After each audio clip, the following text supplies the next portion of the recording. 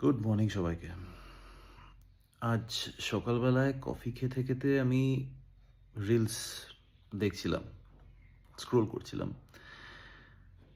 তো একটা জিনিস আমার স্ট্রাইক করলো যে এখন ওয়েস্ট বেঙ্গলে একটা ফেজ চলছে, যে ফেজে আমরা আমাদের মাননীয়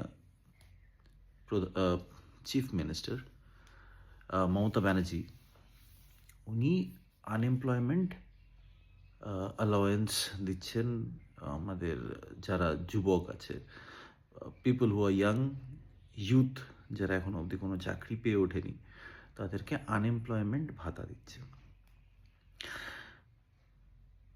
আর সেই ভাতার লাইনে, সেই আনএমপ্লয়মেন্ট অ্যালাওয়েন্সের লাইনে দাঁড়িয়ে আছে যুবকরা, যাদের দুটো হাত, দুটো পা, দুটো চোখ, দুটো কান, একটা মুখ প্রপারলি চলছে।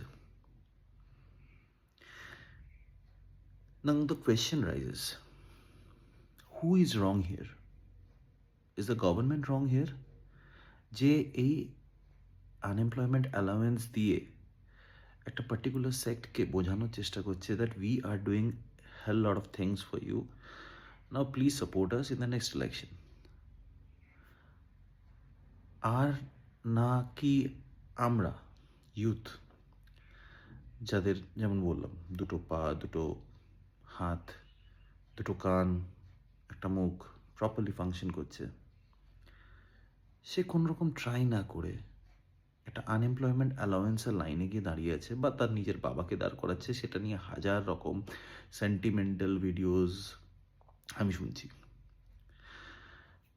দোষটা কে করছে? গভর্নমেন্ট করছে না আমরা করছি? একবার ভাবুন তো।